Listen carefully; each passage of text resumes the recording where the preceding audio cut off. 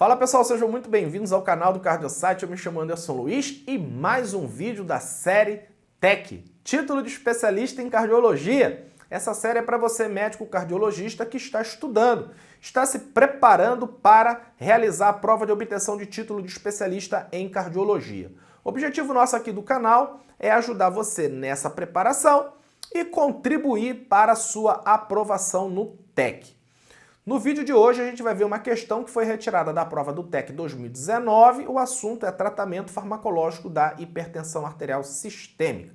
Se você curte esse tipo de conteúdo, então eu já peço que você adiante seu like aqui no vídeo, inscreva-se no canal e não esqueça de acionar o sino das notificações.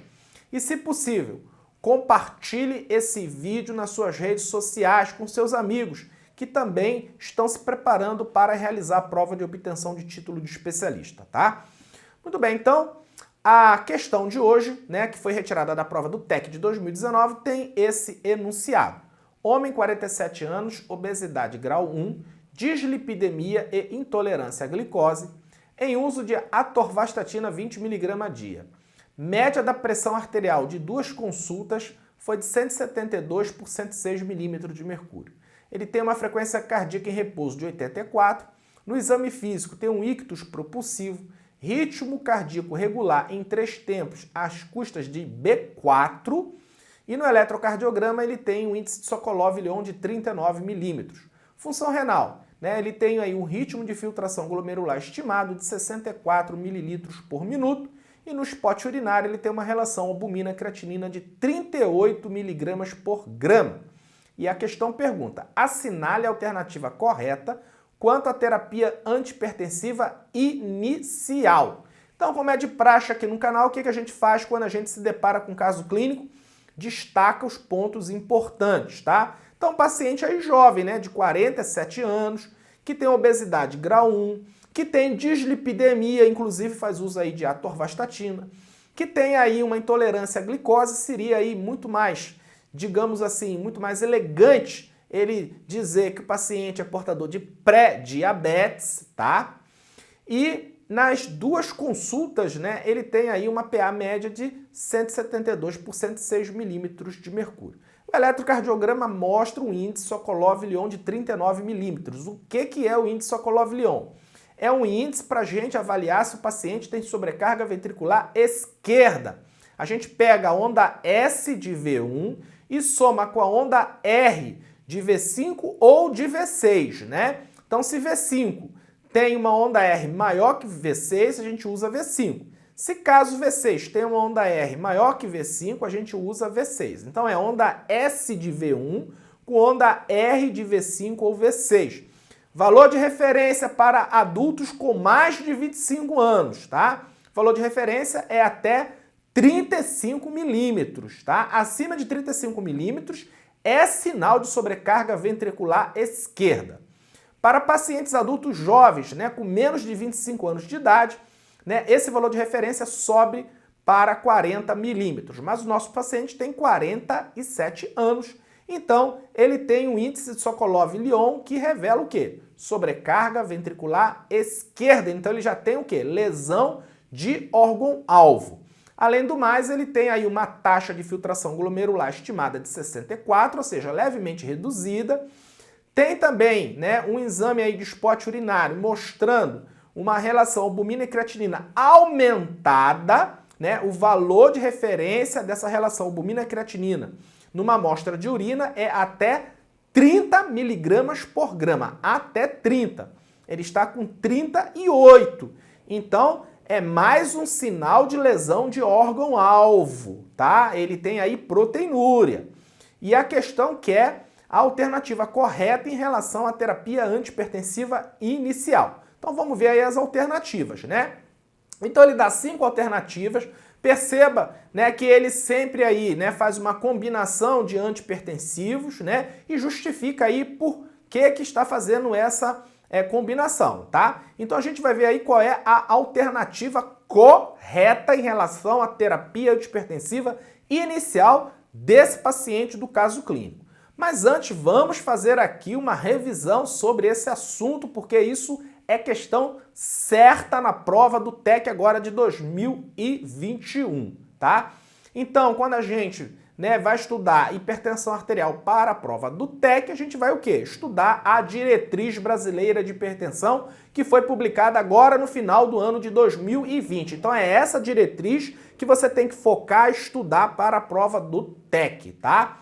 Muito bem, então quando a gente vai fazer a terapia inicial do paciente hipertenso, a gente precisa aí realizar 2 passos. Primeiro passo, a gente precisa classificar, tá, a hipertensão desse paciente, ok? E mudou, na diretriz de 2020, houve aí uma mudança em relação aos níveis de pré-hipertensão, tá? Então você tem que memorizar esses valores aí da tabela que eu tirei da diretriz de 2020, tá certo? Perceba que o nosso paciente, ele tem uma pressão arterial sistólica de 172 e diastólica de 106. Então ele está aqui classificado como hipertenso estágio 2, tá? Hipertenso estágio 2. E sempre a gente deve levar em consideração, o maior nível de pressão arterial. Então, por exemplo, se o paciente ele tivesse, nesse caso, em vez de 172 por 106, ele tivesse 180 por 106, esse 180, perceba que já o classifica como estágio 3. Então, a despeito dessa pressão arterial diastólica, está ali no estágio 2, mas a pressão arterial sistólica está no estágio 3, vale o maior. Então, o maior aí seria o estágio 3, tá certo? Mas no caso do nosso paciente aí, tanto a pressão arterial sistólica como a diastólica, elas estão ali enquadradas como hipertensão arterial estágio 2. Então esse é o primeiro passo. Segundo passo, a gente deve realizar a estratificação de risco cardiovascular desse paciente, tá? E aí você fala, eu tenho que memorizar essa tabela? Infelizmente, para a prova do TEC, você tem que memorizar essa tabela, tá certo?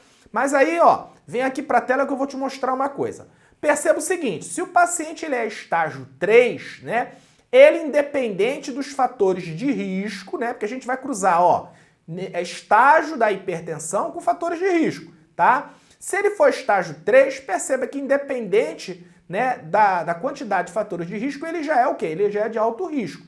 Da mesma forma, se esse paciente ele tem o quê? Lesão de órgão-alvo, se ele tem doença renal crônica, ele é um hipertenso estágio 3, ele é diabético, ou ele tem doença cardiovascular, independente dos níveis tensionais, tá? Independente da classificação da hipertensão, esse paciente também é o quê? Também é alto risco, tá? Então, assim fica mais fácil, Por quê? Porque o nosso paciente, ele tem lesão de órgão-alvo, ele tem um índice Sokolov-Lyon, de 39, mostrando sinal de sobrecarga ventricular esquerda, e também ele tem aí uma relação, albumina-creatinina de 38, mostrando que tem proteinúria. Então ele é um paciente o quê? De alto risco, tá? Ele é de alto risco. Ok. Quais são as metas para o tratamento da hipertensão segundo a diretriz, de 2020? Porque aí também houve aí uma mudança pequena, mas houve, tá? Então vem aqui de novo para a tela, tá? Num paciente assim, em linhas gerais, a gente deve manter uma pressão arterial menor que 140 por 90, tá? Se o paciente for risco baixo ou moderado. Se esse paciente for alto risco, aí a gente tem que manter uma pressão arterial abaixo de 130 por 80, tá? Mas tomando cuidado para manter a sistólica entre 120 e 129 e a diastólica entre 70 e 79, tá? Isso aqui em linhas gerais, tá? Mas a gente tem aqui metas de tratamento para o paciente idoso, tá? Foi separado aqui. Muito bem, se o paciente idoso, tá? Ele é um idoso ígido, a gente vai manter uma meta pressórica da pressão arterial sistólica entre 130 e 139 e de diastólica entre 70 e 79, tá? Isso para o paciente idoso ígido. Para o paciente idoso frágil, a gente vai manter aí uma meta um pouco mais alta da pressão arterial sistólica, entre 140 e 149, e a diastólica a gente mantém aqui entre 70 e 79. E não há consenso na literatura em relação à questão da fragilidade do idoso. Mas, em linhas gerais, né, idoso frágil é aquele que apresenta maior vulnerabilidade, sendo mais suscetível a eventos deletérios, né, como queda ou hospitalizações, descompensação de doenças de base e até óbito, tá certo? Então essas são as metas, né, de tratamento da hipertensão arterial sistêmica. Muito bem. E aí, quando é que a gente inicia tratamento da hipertensão arterial sistêmica? Tratamento farmacológico, tá? Por quê? Porque mudança de estilo de vida, né, vale para todos os hipertensos, tá? E todos pré-hipertensos, tá? Então, mudança de estilo de vida vale para todo mundo, ok? Agora, o início da terapia farmacológica, né, o que a gente tem que colocar aí em mente é o seguinte, ó, se o paciente ele é estágio 1, tá? Estágio 1, baixo risco, né? Fez aquela estratificação lá da tabela, ele é baixo risco. Ou se ele é, né, um pré-hipertenso de risco elevado, ou seja, de alto risco, né, a gente faz o seguinte, a gente orienta a mudança de estilo de vida, né, exclusivamente. Esse paciente, né, ele volta depois ao consultório 3 meses, né, são 3 meses aí de redução de sal, né, redução do peso, no caso atividade física, né, uma dieta aí equilibrada. Então, se após 3 meses o paciente ele retorna com os níveis tensionais aí normais, aí a gente não precisa iniciar a terapia farmacológica. Agora, se ele retorna ainda com os níveis tensionais elevados, aí a gente vai sim iniciar a terapia farmacológica. Isso é para o paciente hipertenso estágio 1, baixo risco, ou pré-hipertenso, alto risco, tá? Todos os demais pacientes, né, estágio 1 de moderado e alto risco, estágio 2 e estágio 3, a gente inicia a terapia farmacológica junto com mudança de estilo de vida, ou seja, de forma imediata. A gente não espera para iniciar a terapia farmacológica, a gente inicia imediatamente, tá? E só não é recomendado o tratamento farmacológico para paciente, né, que tem um nível tensional aí, né, dentro do que a gente chama de pré-hipertensão e ele não tem doença cardiovascular pré-existente e o risco cardiovascular dele, né, é baixo ou moderado. Então aí, não, nesse caso, não está recomendado aí o tratamento farmacológico, o início do tratamento farmacológico. Mas aquilo que eu falei, né, mudança de estilo de vida serve para todos os pré-hipertensos e para todos os hipertensos estágio 1, estágio 2, estágio 3. A diferença é que naquele hipertenso estágio 1, baixo risco, e no pré-hipertenso, né, de alto risco, a gente vai dar 3 meses para esse paciente, né, fazer mudança de estilo de vida e a gente reavalia se esse paciente vai necessitar de terapia farmacológica, tá? Só após 3 meses aí de mudança de estilo de vida. Nos demais, a gente inicia terapia farmacológica junto com mudança de estilo de vida. Muito bem, e como que a gente faz em relação ao tratamento inicial da hipertensão arterial sistêmica? Então, vem comigo aqui para a tela novamente. Então, perceba aqui uma coisa, ó. Se o paciente ele é pré-hipertenso, né, de alto risco, ou hipertenso estágio 1, de risco baixo, né, ou seja, aquele paciente que já foi, né, foi dado aí 3 meses para ele de mudança de estilo de vida e ele retorna ainda nesses, né, ainda dentro desse padrão aqui. Então, a gente vai iniciar a terapia farmacológica.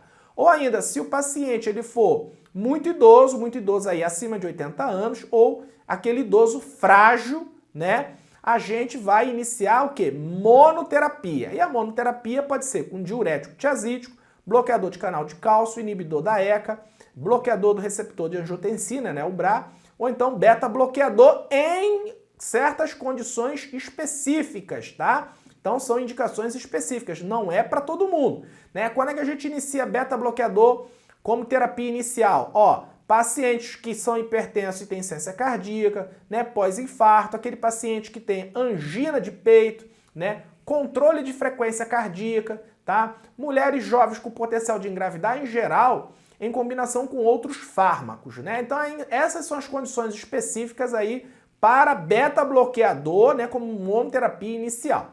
Se por acaso a meta não for alcançada, né, aí a gente vai fazer a combinação de 2 fármacos, tá? Agora, se o paciente ele é hipertenso estágio 1 de risco moderado e alto, ou hipertenso estágio 2 e 3, a gente já vai iniciar o tratamento farmacológico, combinação de 2 fármacos.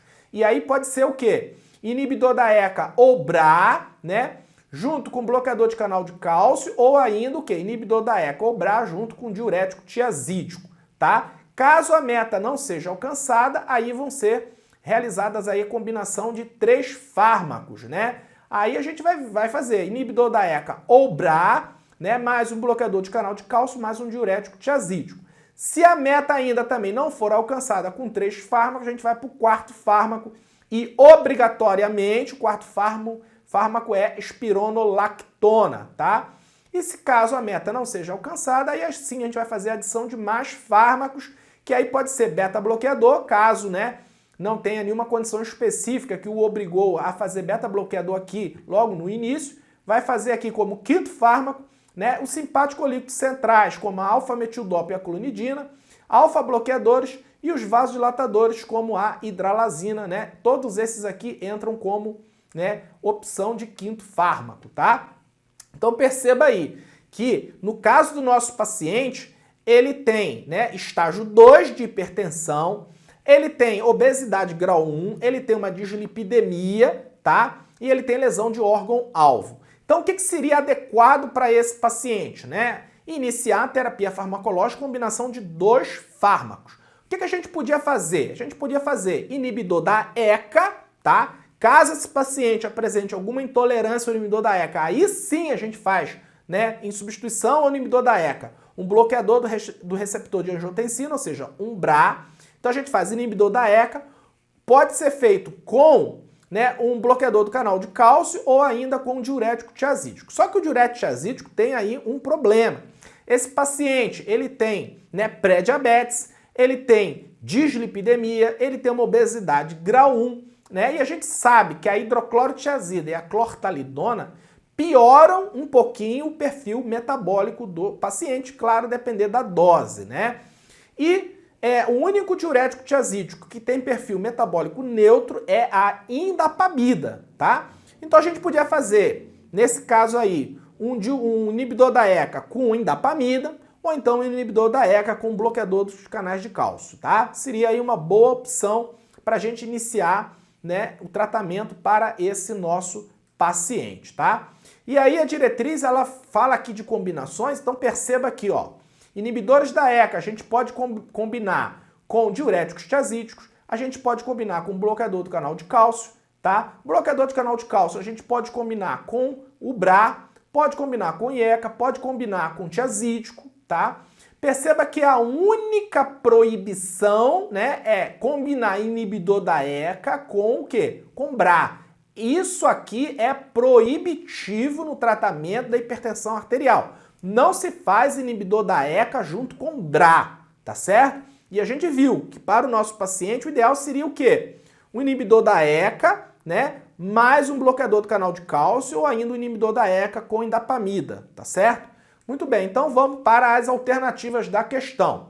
Letra A, inibidor do sistema renina-angiotensina-aldosterona. Isso aí ele quer dizer, né, que o inibidor do sistema renina-angiotensina-aldosterona ou seria um IECA ou seria um BRA, tá certo? Então vamos lá.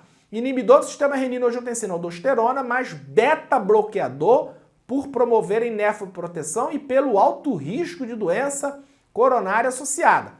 Veja, esse paciente ele pode ter até um alto risco aí, né, cardiovascular, mas ele não tem doença arterial coronariana estabelecida, né? Não tem aí pelo menos nenhum indício no caso clínico. Então, não está indicado aí o uso de beta-bloqueador na terapia inicial aí desse paciente, tá? Então, a letra A está errada. Letra B, tiazídico mais bloqueador do canal de cálcio para melhor redução da pressão arterial sistólica.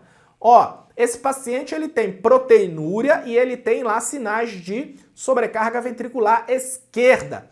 Então, esse paciente obrigatoriamente ele tem que usar o quê? Ou inibidor da ECA ou um BRA para reduzir a proteinúria e reduzir o remodelamento cardíaco. Então a letra B está errada porque não contém aí, né, um inibidor do sistema renina-angiotensina-aldosterona. Então a letra B a gente corta, tá? Letra C.